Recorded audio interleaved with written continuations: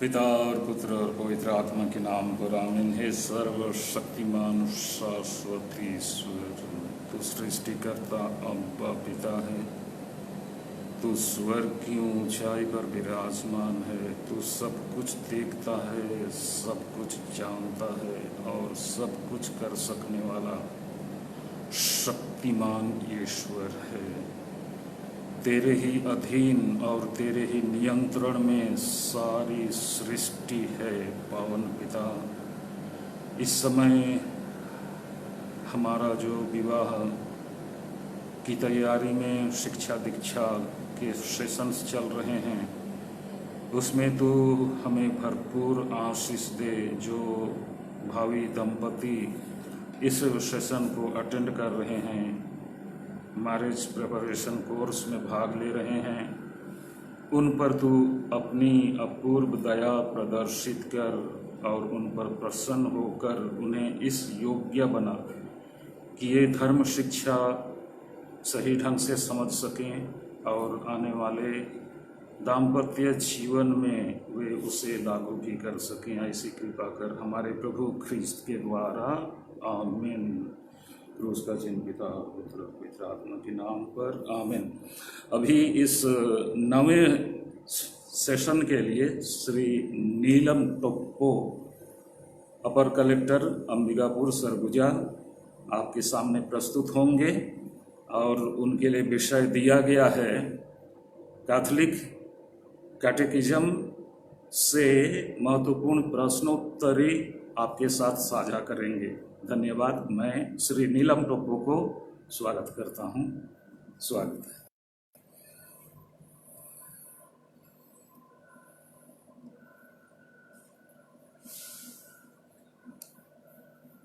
शादी की तैयारी कर रहे आप सभी भाइयों बहनों और जितने भी लोग इस सेशन में हमसे जुड़े हैं, आप सभी को मेरा जय यीशु। यह सत्र बाइबल और कैथोलिक कलीसिया से संबंधित विषयों पर प्रश्नोत्तरी का है। श्रद्धेय फादर थियोडोर लगड़ा ने जब यह दायित्व मुझे सौंपा तो मैं शुरू में थोड़ा असहज हो गया था कि बाइबल और धर्म शिक्षा की बातें पुरोहितगण ही बेहतर तरीके से बता सकते हैं। एक लोक धर्मी के लिए यह थोड़ा कठिन काम है।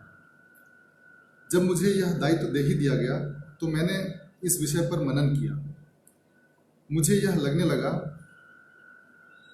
कि हाँ, हमारे पुरोहितगण तो हमें बाइबल की शिक्षा और कलीसिया से जुड़ी हुई बातें हमें बचपन से ही बताते आ रहे हैं।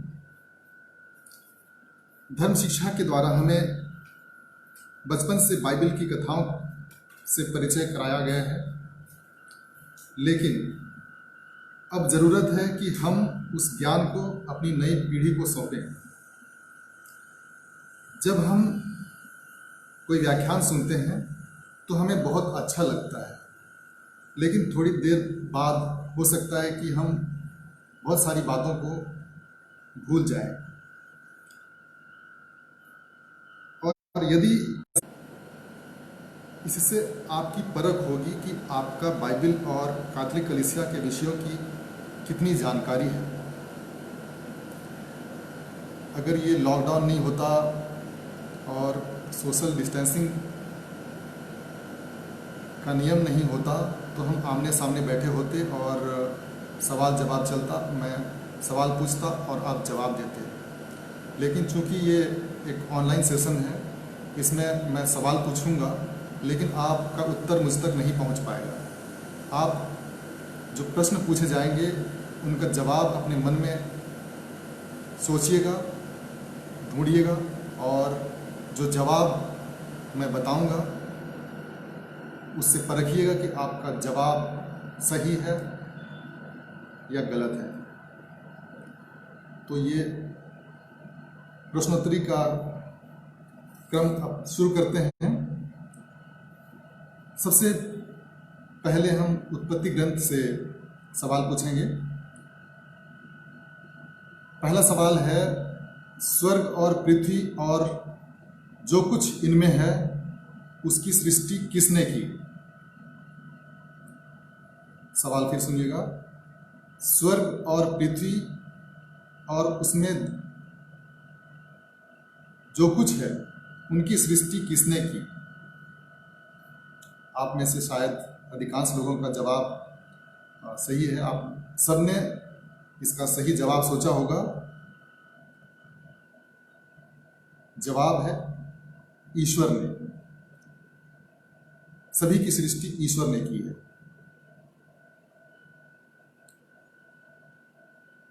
दूसरा प्रश्न है, सृष्टि के कार्य कितने दिनों में पूर्ण हुए? यह भी एक आसान सवाल है। आप में से अधिकांश का जवाब सही होना चाहिए। सृष्टि के कार्य कितने दिनों में पूर्ण हुए?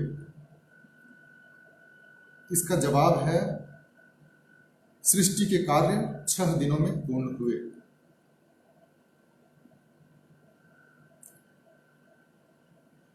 अगला प्रश्न है, पहले दिन ईश्वर ने किसकी सृष्टि की? पहले दिन ईश्वर ने किसकी सृष्टि की? इस सवाल का जवाब आप में से अधिकांश लोगों का अलग अलग हो सकता है।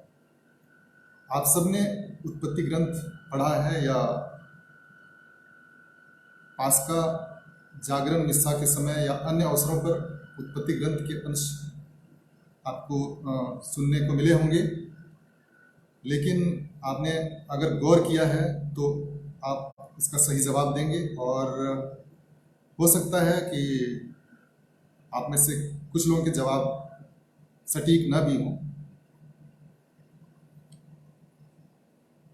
इसका जवाब है पहले दिन ईश्वर ने प्रकाश की सृष्टि की।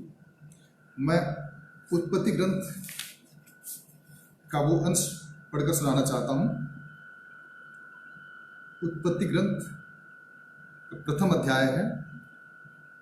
इसकी पद संख्या 1 से 5 तक। इसमें लिखा है, प्रारंभ में ईश्वर ने स्वर्ग और पृथ्वी की सृष्टि की। पृथ्वी उजाड़ और सुनसान थी। अथाह गर्त पर अंधकार छाया हुआ था और ईश्वर का आत्मा सागर पर विचरता था। ये भूमिका है। इसके बाद आगे लिखा है, ईश्वर ने कहा प्रकाश हो जाए, और प्रकाश हो गया। यही सृष्टि का कार्य था। ईश्वर को प्रकाश अच्छा लगा और उसने प्रकाश और अंधकार को अलग कर दिया। ईश्वर ने प्रकाश का नाम दिन रखा और अंधकार का नाम रात। संध्या हुई और फिर भोर हुआ। यह पहला दिन था। इस प्रकार ईश्वर ने पहले दिन प्रकाश की सृष्टि की। अब अगला सवाल है, दूसरे दिन ईश्वर ने किसकी सृष्टि की? अब आप क्रम याद रखने की कोशिश कीजिएगा, तब आप जवाब सही दे पाएंगे। बाइबल के उत्पत्ति ग्रंथ के पाठों को थोड़ा याद करिएगा। दूसरे दिन ईश्वर ने किसकी सृष्टि की?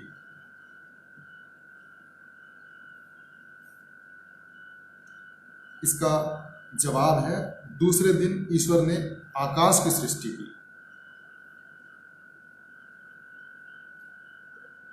तीसरा सवाल है, अगला सवाल है, तीसरे दिन ईश्वर ने किसकी सृष्टि की?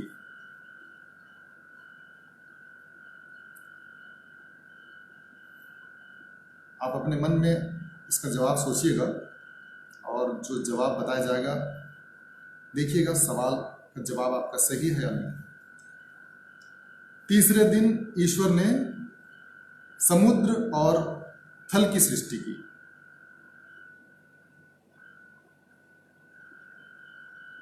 अगला सवाल है, चौथे दिन ईश्वर ने किसकी सृष्टि की? और इसका जवाब है, चौथे दिन ईश्वर ने सूर्य, चंद्रमा और नक्षत्रों की सृष्टि की। उत्पत्ति ग्रंथ में लिखा है,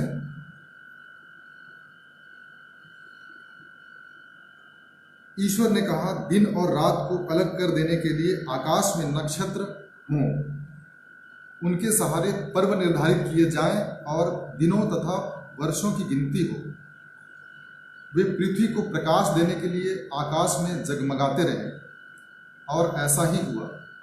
ईश्वर ने 2 प्रधान नक्षत्र बनाए, दिन के लिए एक बड़ा और रात के लिए एक छोटा, साथ साथ तारे भी।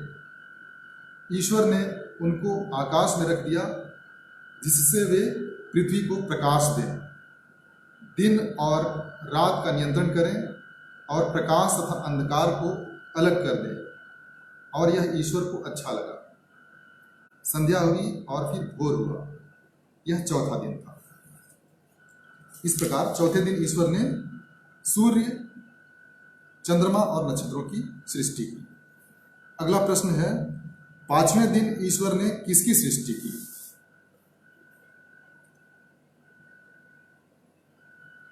पांचवें दिन ईश्वर ने किसकी सृष्टि की?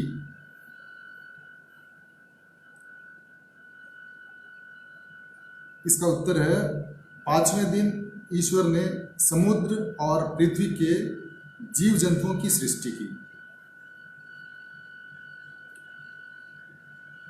अगला प्रश्न है, 6वें दिन ईश्वर ने किसकी सृष्टि की? अब इसका जवाब आप सबको सही देना चाहिए। बाकी सारी चीज़ों की सृष्टि हो गई, अब किसकी सृष्टि बची है आप याद करिए।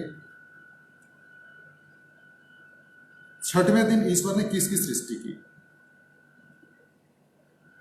इसका जवाब है, 6वें दिन ईश्वर ने मनुष्य की सृष्टि की।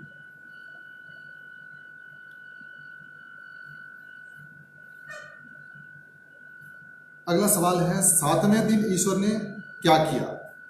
आप में से अधिकांश का जवाब सही होना चाहिए। 7वें दिन ईश्वर ने विश्राम किया।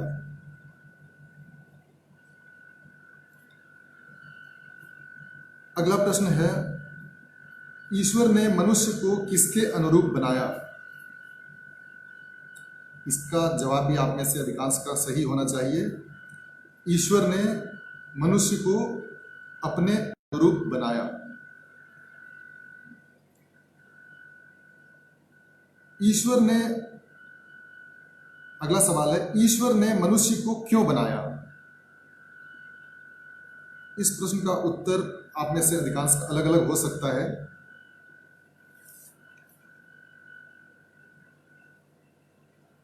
उत्पत्ति ग्रंथ में जो लिखा है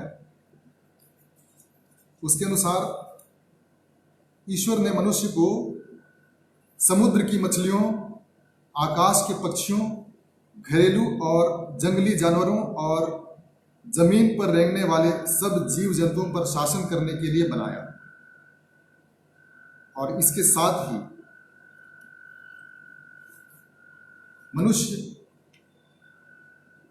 ईश्वर की स्तुति करे, सेवा पूजा करे और मृत्यु के बाद स्वर्ग में ईश्वर के साथ अनंत जीवन का सहभागी बने। इस उद्देश्य से भी ईश्वर ने मनुष्य को बनाया।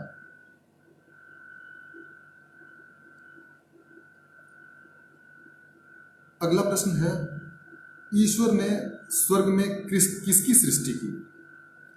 ईश्वर ने स्वर्ग में किसकी सृष्टि की?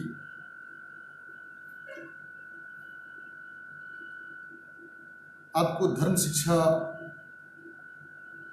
की कक्षाओं में ये बचपन में बताया गया होगा और आप में से हो सकता है अधिकांश का जवाब सही हो। इसका उत्तर है, ईश्वर ने स्वर्ग में दूतों की सृष्टि की। अगला प्रश्न है, ईश्वर ने स्वर्ग में दूतों की सृष्टि क्यों की?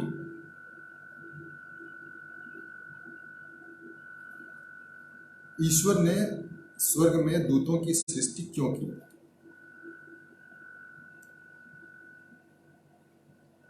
इसका उत्तर है, ईश्वर ने स्वर्ग में दूतों की सृष्टि अपनी महिमा के लिए की। हम गाते हैं, ऊंचाई में परमेश्वर की महिमा हो। तो ऊंचाई में जो परमेश्वर की महिमा होती है वह स्वर्गदूतों के द्वारा गाई जाती है, और इसीलिए ईश्वर ने स्वर्गदूतों को बनाया कि उनकी स्तुति और महिमा गाएं। अगला प्रश्न है, क्या सभी दूतों ने ईश्वर की इच्छा पूरी की? इसका भी जवाब आप में से अधिकांश का सही होगा। इसका उत्तर है, सभी दूतों ने ईश्वर की इच्छा पूरी नहीं की।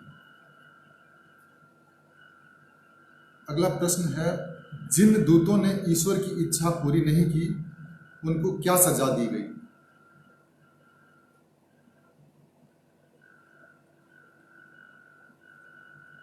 इसका उत्तर है, जिन दूतों ने ईश्वर की इच्छा पूरी नहीं की उनको नरक की सजा दी गई, नरक में ढकेल दिया गया। अगला प्रश्न है, जिन दूतों ने ईश्वर की इच्छा पूरी नहीं की उनके नायक का नाम क्या है? बचपन से आप ये सुनते आए हैं, आपका जवाब सही होना चाहिए। जिन दूतों ने ईश्वर की इच्छा पूरी नहीं की उनके नायक का नाम लूसीफर हम सुनते आए हैं, और नए व्यवस्थान में एक जगह एक और नाम आता है बेल्जुबुल का। तो लूसीफर या बेल्जुबुल पूरी सेना के नायक हैं, वो है। अगला प्रश्न है, नरक को ईश्वर ने किसके लिए बनाया? नरक को ईश्वर ने किसके लिए बनाया? इसका जवाब है, नरक को ईश्वर ने बुरे दूतों और उनके अनुयायियों के लिए बनाया। बुरे दूत जो लूसीफर के अनुयायी थे उनके लिए नरक बनाया और नरक में उनको ढकेल दिया। नरक, अगला प्रश्न है, नरक कैसी जगह है?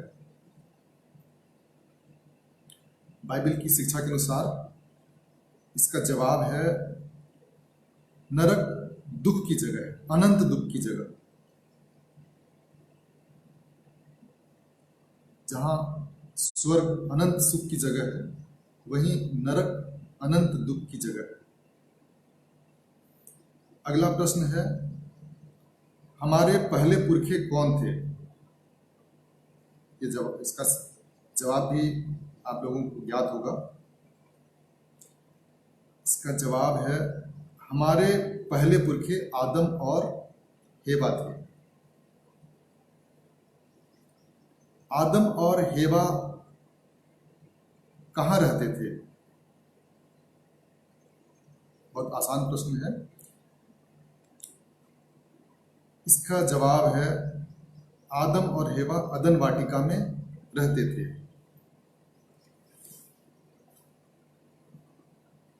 इस पुस्तिका में ये प्रश्नावली में ये प्रश्न नहीं है, मैंने इसको जोड़ा है। प्रश्न ये है, अदन वाटिका की कौन कौन सी नदियां हैं? 4 नदियां हैं, वो कौन कौन सी हैं?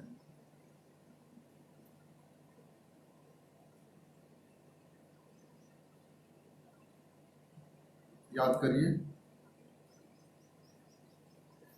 अदन वाटिका में कौन कौन सी नदियां या जलधाराएं बहती हैं, बहती थी?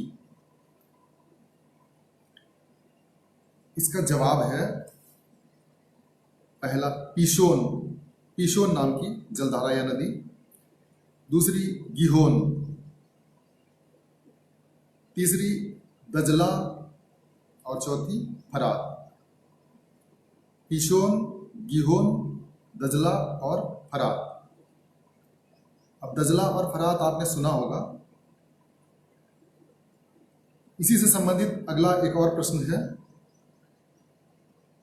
वर्तमान में अदन वाटिका विश्व के भूगोल के अनुसार किस देश में है? वर्तमान में जो राष्ट्र हैं उनमें से ये किस राष्ट्र या किस देश में है?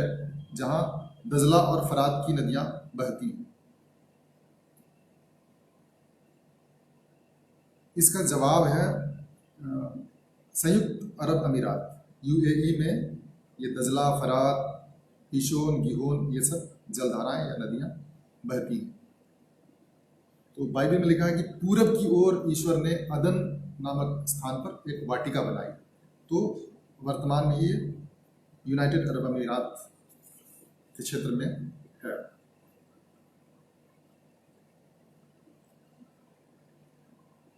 अगला प्रश्न है, ईश्वर ने आदम और हेवा को कौन सा आदेश दिया था? ईश्वर ने आदम और हेवा को कौन सा आदेश दिया था? इसका उत्तर आपको अपने से अधिकांश को मालूम होगा। ईश्वर ने मनुष्य को यह आदेश दिया, तुम वाटिका के सभी वृक्षों के फल खा सकते हो, किंतु भले बुरे के ज्ञान के वृक्ष का फल नहीं खाना। उसमें आगे और ईश्वर ने कहा कि क्योंकि जिस दिन तुम उसका फल खाओगे तुम अवश्य मर जाओगे। अगला प्रश्न है, क्या आदम और हेवा ने ईश्वर की आज्ञा का पालन किया?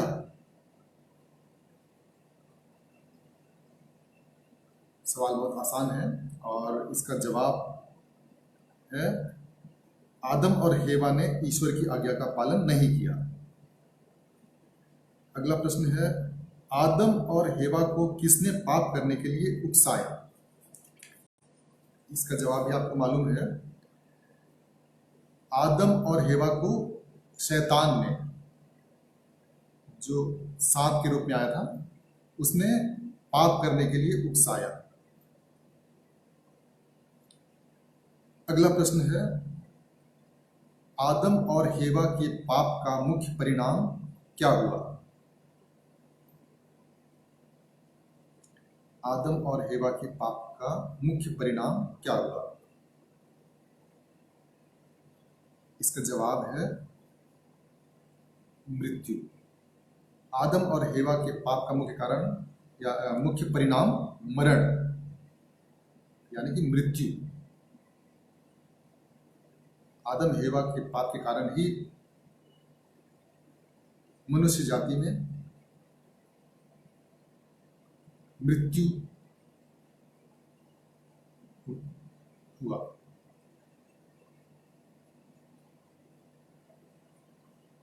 अगला प्रश्न है, आदम और हेवा के पाप को क्या कहते हैं?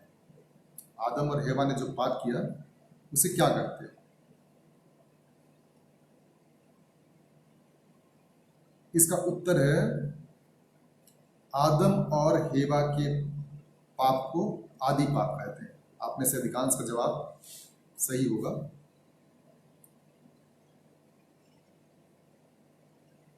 अगला प्रश्न है, आदि पाप का दाग सब मनुष्यों पर, क्या आदि पाप का दाग सब मनुष्यों पर उतरता है? और इसका जवाब है हाँ, सभी मनुष्यों पर उतरता है।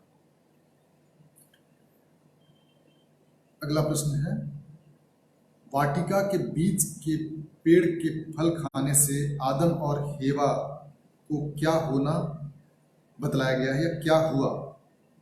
बीच के पेड़ का फल खाने से आदम को क्या हुआ? जैसे ऊपर इसका जवाब आया, आदम और हेवा को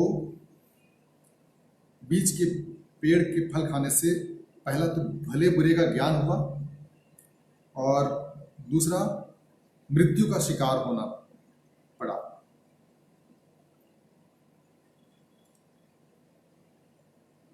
अगला प्रश्न है, आदि पाप का दाग किससे मिटाया जाता है?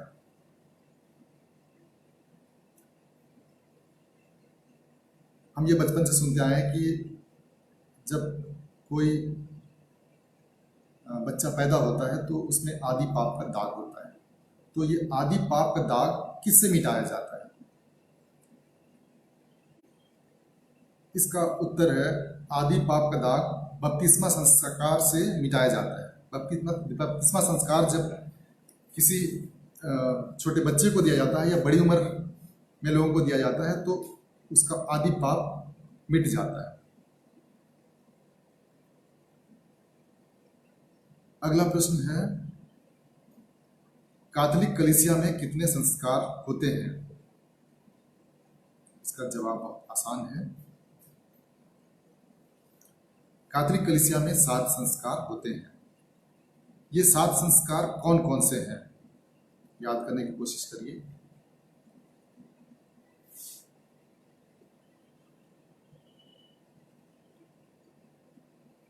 कैथोलिक कलीसिया के 7 संस्कार कौन कौन से हैं? उत्तर है, ये 7 संस्कार हैं। पहला बपतिस्मा, दूसरा पाप स्वीकार, तीसरा परम प्रसाद,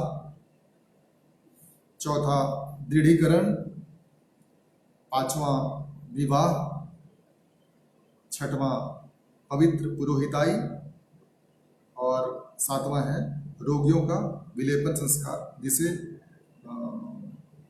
अंतमलन संस्कार भी कहा जाता था, लेकिन इसका सही नाम रोगियों के विलेपन का संस्कार है।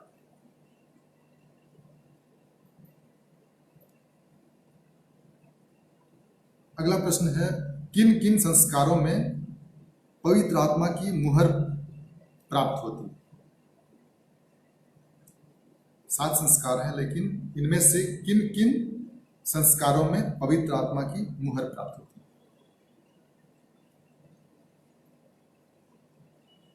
इसका उत्तर है बपतिस्मा और दृढ़ीकरण संस्कार। ये 2 संस्कार ऐसे हैं जो जीवन में एक ही बार दिए जाते हैं और इसमें पवित्र आत्मा का वरदान मिलता है।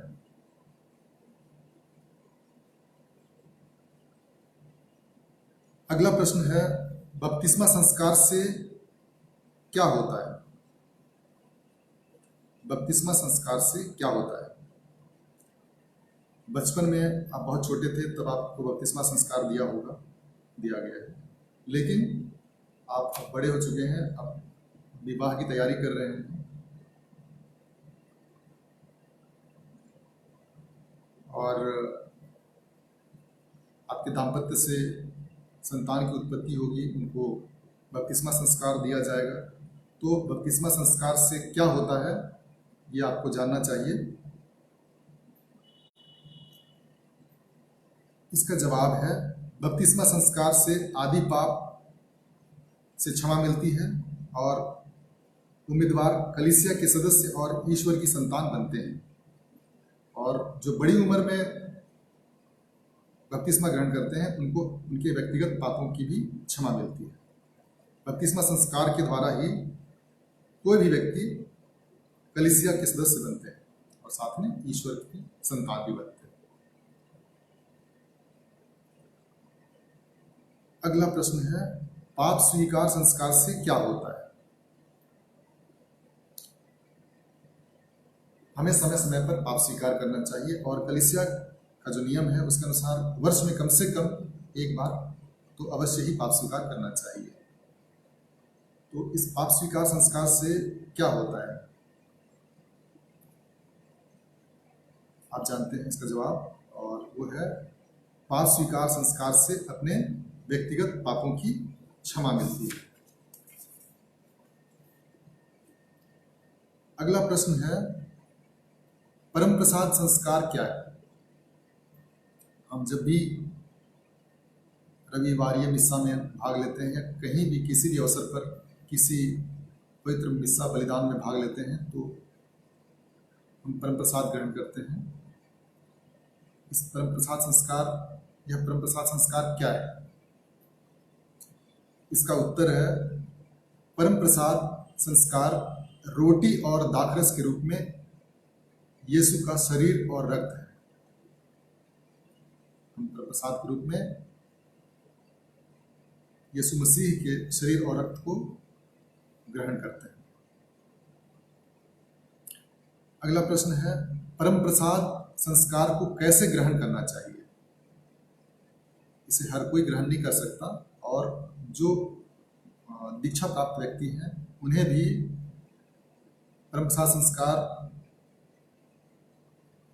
एक विशेष रीति से ही ग्रहण करना चाहिए। ये प्रश्न है कि परम प्रसाद संस्कार कैसे ग्रहण करना चाहिए।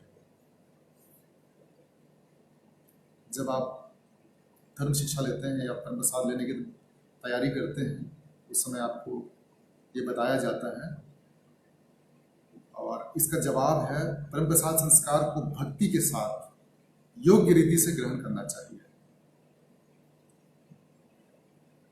अगला प्रश्न है कैसे हम परम प्रसाद संस्कार को योग्य रीति से ग्रहण कर सकते हैं। हमें योग्य रीति से ग्रहण करना चाहिए, लेकिन किस प्रकार हम योग्य रीति से ग्रहण कर सकते हैं, इसका जवाब है हम पाप स्वीकार करके परम प्रसाद संस्कार को योग्य रीति से ग्रहण कर सकते हैं। इसलिए पाप स्वीकार संस्कार पर बल दिया जाता है। अगला प्रश्न है हम कैसे परम प्रसाद संस्कार के प्रति भक्ति दिखा सकते हैं। जिस परम प्रसाद में स्वयं प्रभु यीशु ख्रिस्त उपस्थित रहते हैं उसके प्रति हम भक्ति किस प्रकार दिखा सकते हैं। इसका उत्तर है हम हाथ जोड़कर तथा आराधना की प्रार्थना के द्वारा परम प्रसाद संस्कार के प्रति भक्ति दिखा सकते हैं। अगला प्रश्न है दृढ़ीकरण संस्कार क्या है। हमें बिशप स्वामी जी के द्वारा या विकर जनरल के द्वारा या बिशप स्वामी द्वारा अधिकृत किसी पुरोहित के द्वारा दृढ़ीकरण का संस्कार मिलता है। तो ये दृढ़ीकरण का संस्कार क्या है। इसका उत्तर है दृढ़ीकरण संस्कार ख्रिस्तीय विश्वास की परिपक्वता है। इंग्लिश में इसे कन्फर्मेशन कहते हैं। तो जो हमें ख्रिस्तीय विश्वास मिला है बपतिस्मा ग्रहण करने के बाद जो धर्म शिक्षा मिली है हमें उसकी परिपक्वता है। हमारे ख्रिस्तीय विश्वास की परिपक्वता दृढ़ीकरण संस्कार के द्वारा प्राप्त होती है। अगला प्रश्न है दृढ़ीकरण संस्कार से उम्मीदवार क्या बनता है। जो दृढ़ीकरण संस्कार हमें मिलता है उसके द्वारा हम क्या बनते हैं या उम्मीदवार क्या बनता है। इसका उत्तर है दृढ़ीकरण संस्कार से उम्मीदवार ख्रिस्तीय विश्वास का साक्षी बनता है। हम सब जो दृढ़ीकरण संस्कार प्राप्त व्यक्ति हैं हम सब ख्रिस्तीय विश्वास के साक्षी हैं। अगला प्रश्न है दृढ़ीकरण संस्कार से क्या प्राप्त होते हैं।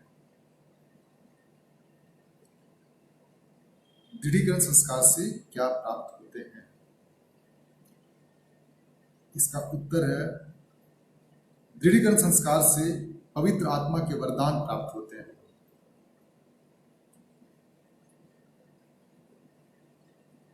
अगला प्रश्न है पवित्र आत्मा के 7 वरदान क्या क्या है।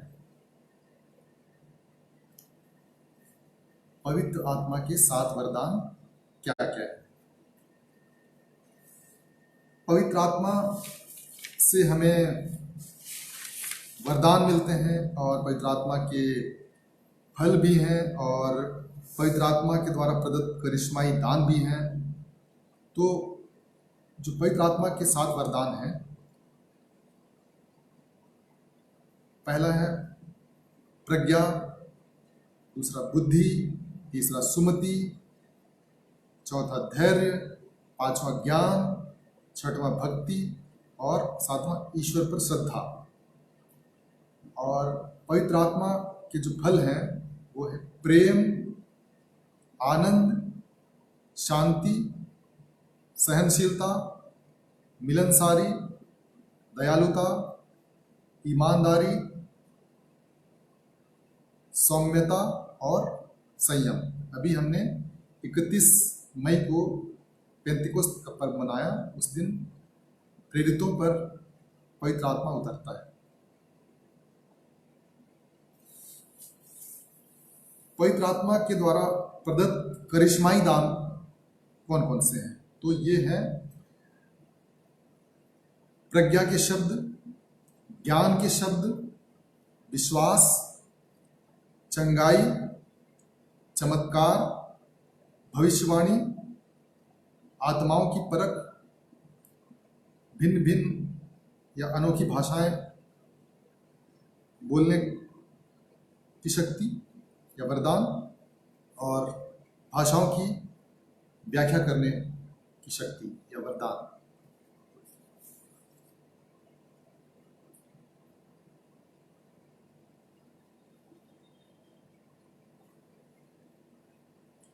अगला प्रश्न है, विवाह क्यों एक संस्कार कहा जाता है? आप जो युवा भाई बहन विवाह की तैयारी कर रहे हैं, आप विवाह संस्कार ग्रहण करेंगे, तो प्रश्न ये है कि विवाह को एक संस्कार क्यों कहा जाता है?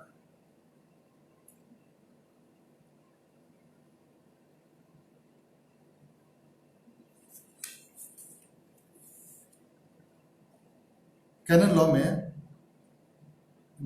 कैनन 1055 के अनुसार स्वयं यीशु मसीह ने बपतिस्मा ग्रहण किए हुए व्यक्तियों के विवाह को एक संस्कार का दर्जा दिया है। इसलिए कैथोलिक कलीसिया के भीतर विवाह एक संस्कार कहा जाता है। अगला प्रश्न है, कलीसिया की स्थापना किसने की? आप सबका जवाब सही होना चाहिए। कलीसिया की स्थापना यीशु मसीह ने की।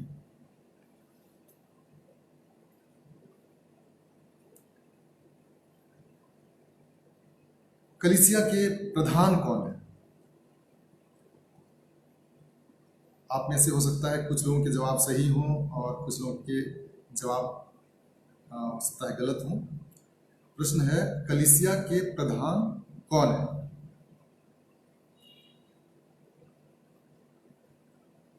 उत्तर है, कलीसिया के प्रधान स्वयं यीशु मसीह। अगला प्रश्न है, कलीसिया के दृश्यमान नेता कौन है? कलीसिया के दृश्यमान नेता कौन है? अब इसका जवाब आपने ढूंढ लिया होगा। इसका जवाब है, कलीसिया के दृश्यमान नेता संत पापा है। जब आपसे ये पहला सवाल पूछा गया, इससे पहले का सवाल पूछा गया था कि कलीसिया के प्रधान कौन है, तो आपके मन में ये भी आया होगा कि कलीसिया के प्रधान संत पापा है, लेकिन कलीसिया के प्रधान स्वयं यीशु मसीह हैं और कलीसिया के दृश्यमान नेता संत पापा है। अगला प्रश्न है, प्रथम संत पापा या पोप कौन थे? प्रथम संत पापा कौन थे?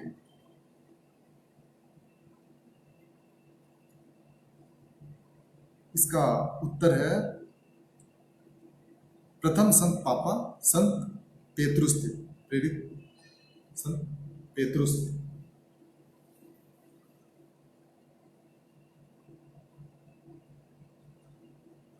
अगला प्रश्न है, कैसे संत पेतरुस को यीशु ने कलीसिया का नेता बनाया?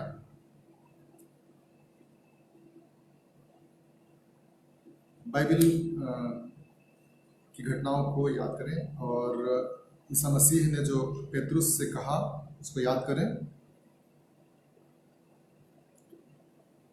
इसका जवाब है, ईसा मसीह ने 3 बार मेरे मेमनों को चराओ कहा, और इस तरह से पेतरुस को कलीसिया का नेता बनाया। यीशु मसीह पूछते हैं, क्या तुम मुझे प्यार करते हो? 3 बार पूछा गया, तो पेतरुस थोड़ा नाराज हो गए थे कि यीशु मसीह क्यों मुझसे ऐसे पूछ रहे हैं कि पहली बार बताया कि हाँ मैं प्यार करता हूँ आपको, दूसरी बार बताया हाँ प्यार करता हूँ आपको, फिर तीसरी बार पूछते हैं तो थोड़ा पेतरुस को अजीब सा लगता है कि क्यों ऐसे तीसरी बार भी मुझसे पूछ रहे हैं कि मैं क्या प्यार करता हूँ। तो उसी के बाद कहते हैं कि मेरे मेमनों को चराओ। तो इस तरह से यीशु मसीह ने पेतरुस को कलीसिया का नेता बनाया। अगला प्रश्न है, वर्तमान संत पिता का नाम क्या है? आप में से सभी का जवाब सही होना चाहिए। वर्तमान संत पिता का नाम फ्रांसिस या फ्रांसिस प्रथम है।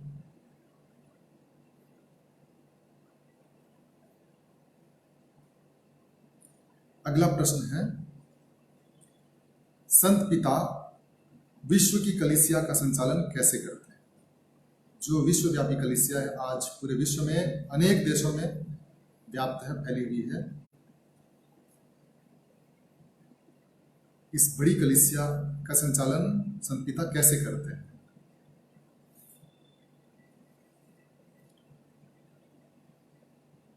इसका जवाब है,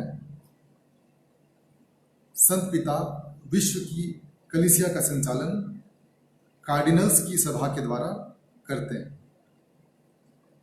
जैसे हम जानते हैं कि जब पोप का चुनाव होता है तो कार्डिनल्स की जो सभा होती है उन्हीं के द्वारा पोप का चुनाव होता है, और पोप उन्हीं की सहायता से, कार्डिनल्स की सभा की ही सहायता से कलीसिया का संचालन करते हैं। अगला प्रश्न है, प्रथम आदिवासी कार्डिनल का नाम क्या है?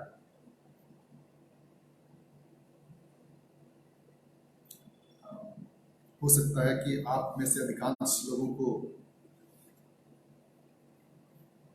उनको देखने का अवसर मिला होगा, किसी बड़े अवसर पर आपके बीच आए हों, आपके डायसिस में या आपकी पल्लियों में। हर पल्ली में तो नहीं गए वो, लेकिन डायसिस के मुख्यालय में उनका आगमन हुआ है।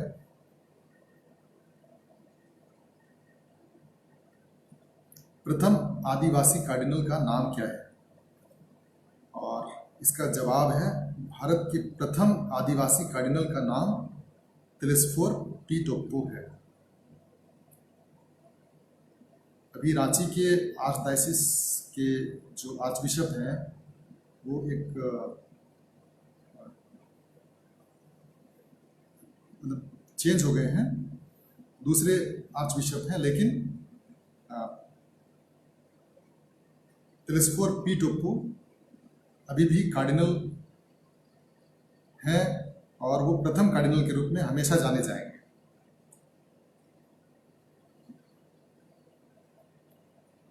अगला प्रश्न है, बिशप कैसे अपने धर्म प्रदेश का संचालन करते हैं?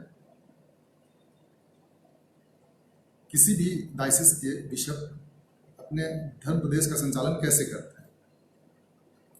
इसका जवाब है, पुरोहितों की सहायता से बिशप अपने धर्म प्रदेश का संचालन करते हैं।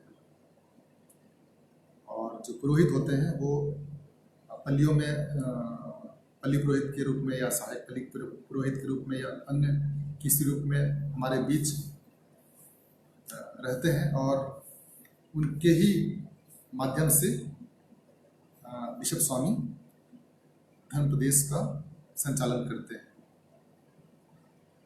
मैं उम्मीद करता हूं कि आज का ये जो सवाल जवाब था, प्रश्नोत्तरी थी,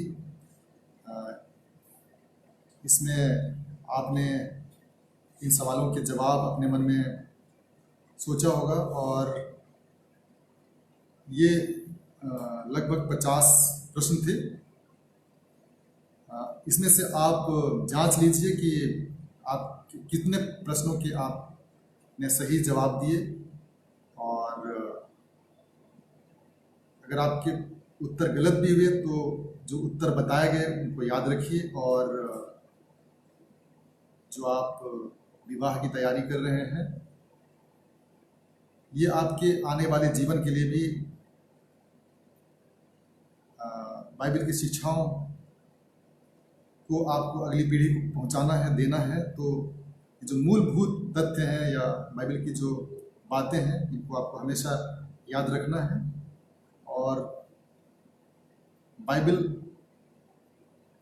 पढ़ने की आदत हमें डालनी चाहिए, ताकि जो हम परिवार बसाने जा रहे हैं, हम और हमारी जो संतान है, वो बाइबल आधारित जीवन बिताए और हमारा जो जीवन है वो कलीसिया की शिक्षाओं के अनुरूप हो और हम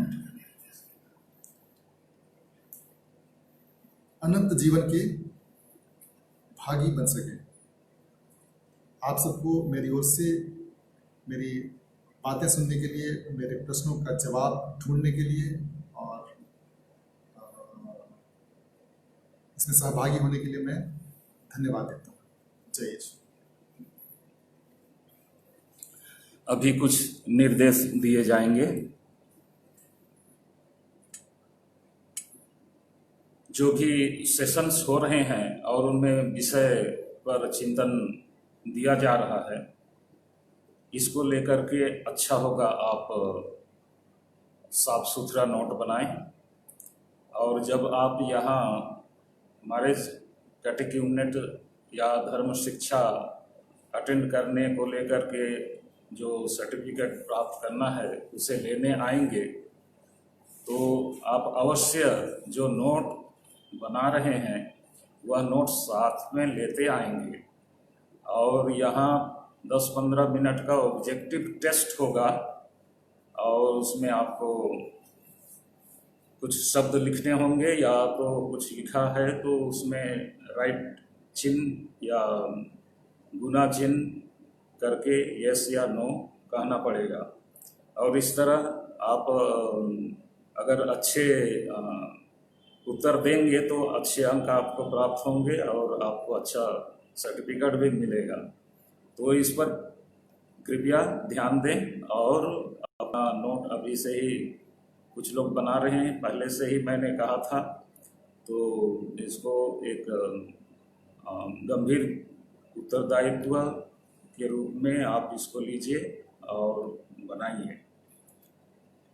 कुछ लोगों के जैसे वचनदात नहीं हुए हैं, अपने पल्ली पुरोहितों से संपर्क करके वचनदात को लेकर के कार्रवाई आगे बढ़वाइए। और पुकार कुछ लोगों का पिछले रविवार 21 मई से शुरू हो चुका है और ये 14 जून को समाप्त होगा। उसके बाद आप किसी भी दिन विवाह करने के लिए स्वतंत्र हैं, लेकिन इसके लिए आवश्यक है कि आप या परिवार के कोई सदस्य आवेदन लेकर एसडीएम के पास जाएं और स्वयं परिवार की ओर से ही विवाह के रस्म के लिए, गैदरिंग के लिए, सेलिब्रेशन के लिए आप जो जरूरी अनुमति है उसे प्राप्त करें। इसके लिए हम लोग यहाँ से प्रयास नहीं करेंगे, ये आपकी जिम्मेदारी है, इसको ख्याल रखिए। और आप अपने साथियों को भी जो संपर्क में हैं या जिनकी शादी होने वाली है, तो वे वचनदात को लेकर के, शादी पुकार को लेकर के जांच करते रहें कि आपका सही समय पर ये सब हो रहा है और ये शादी विनती उपवास आप अटेंड कर रहे हैं और इसका आप साफ सुथरा नोट बना रहे हैं और मुख्य मुख्य बातों को आप याद कर रहे हैं, क्योंकि यहाँ करके आपको टेस्ट देना होगा। और इसके अतिरिक्त एसडीएम से अनुमति पत्र लेने की जो आवश्यकता है उसे आप स्वतः अप्रोच करके अधिकारी से ये अनुमति लेंगे। तो फिलहाल के लिए यही जानकारी देनी थी आप सभी को। आगे के लिए भी शुभकामनाएं। अगला सेशन के लिए आएंगे 10:30 बजे। धन्यवाद।